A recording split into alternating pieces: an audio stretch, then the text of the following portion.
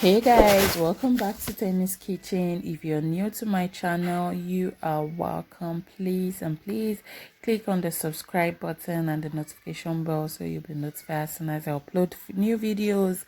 And to my old subscribers, thank you so much guys, I really appreciate you. So let's just get into today's video. In today's video, as you can see, the recipe on the recipe or the ingredient on the table, you can guess what we are doing today. So we are trying to bake agege bread. Yeah, I know. So the things you need are, of course, your flour. I'm using my white bread flour.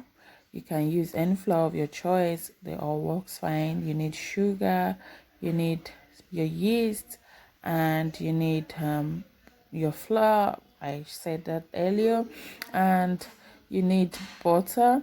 You can use vegetable oil or any oil of your choice. And you need your bread form pan. I'm using this too. So for this recipe, I need my ascorbic acid. That's my ascorbic acid beside the butter by the left. So, and I'm using 570 gram of flour for this bread, which is 3.5 cups of flour. So before we go into doing the bread, we need to activate our yeast. So to activate my yeast, I'm using 250 ml of water, and I'm adding 2 tablespoons of sugar into the water. And then you want to, that's how to level your sugar. So when they say 1 tablespoon, you level it, add your 11 gram of yeast. That's what I'm using. Stir well together, and you start adding in your flour. I'm using it definitely from the measured flour, which is from 570 gram of flour. So you want to mix this together till it's thick and free from lumps. This helps you activate your yeast, and definitely you will know if your yeast is still active before going into mixing all the ingredients together. I don't know if you understand what I'm saying. So this has really been helpful and helpful. It has been saving me from any disaster when I'm baking, especially with yeast. So some yeast tend to deactivate itself whenever you mistakenly open them. And now to start prepping, you set that aside, and let it rise, double in size. And inside the remaining flour, you want to add your sugar. I'm adding 6 tablespoons of sugar into the flour. My half a teaspoon of ascorbic acid, and you can see my activated yeast flour batter has risen, doubled in size. And now you want to go into the remaining dry ingredient.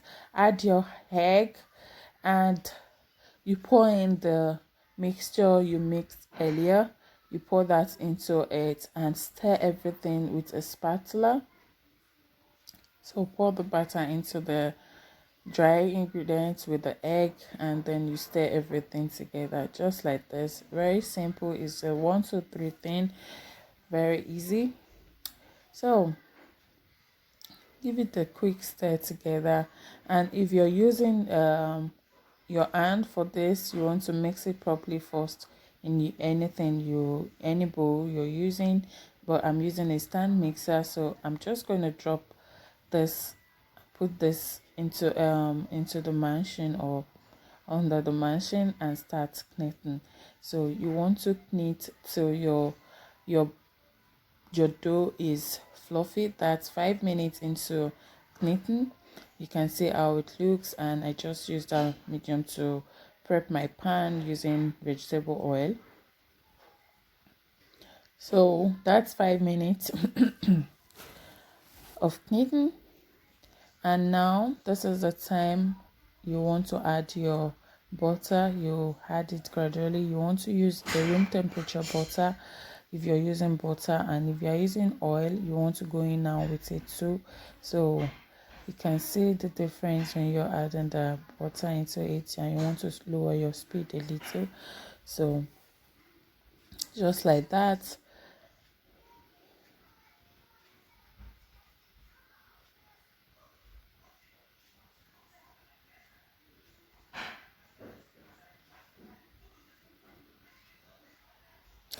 And that's 10 minutes excuse me, into knitting.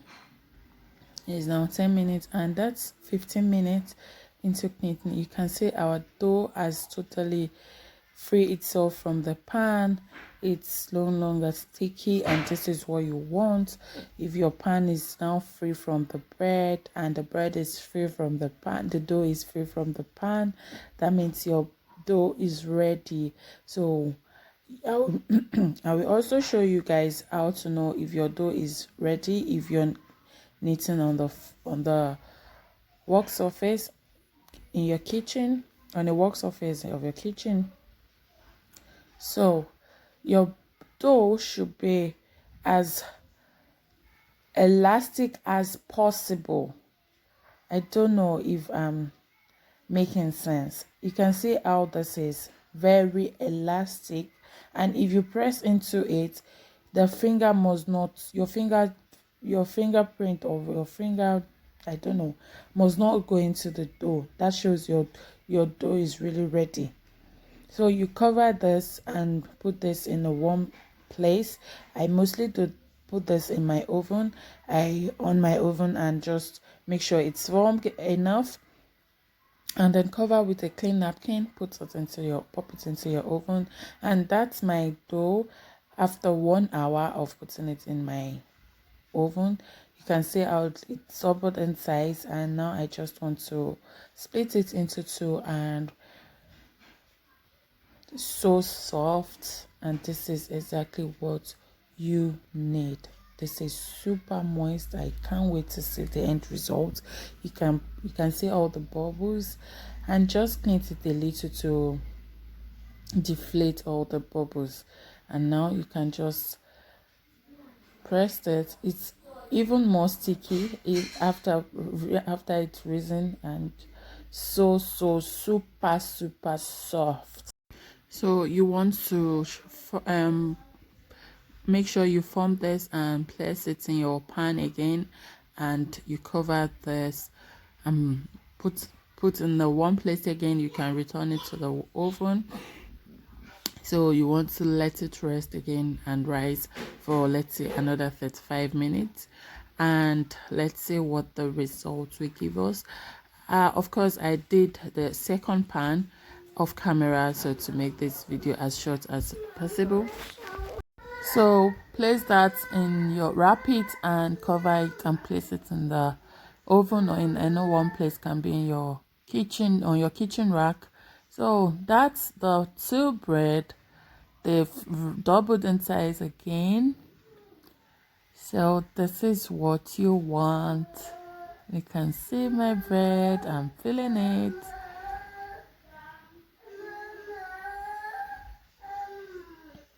So now you want to put this into a preheated oven, and you want to bake for 20 minutes. I preheated mine to 230 Fahrenheit. And excuse me, that's our bread, and this has been baking for 18 minutes now. So I just want to check if it's ready, and of course, you know how when your bread is ready, when you drop a clean store into it and it come out clean, and our bread is of course ready. So to take out your bread from your pan, sometimes it can be funny even when you hold the pan, and I take a little bit of butter, rub it through the bread to give it that shiny and nice look, and let's just dip our finger into this fluffy bread. Oh my God, I just feeling this. I so much. This tastes so good. Thank you so much for watching, and I'll see you in my next video. Bye bye.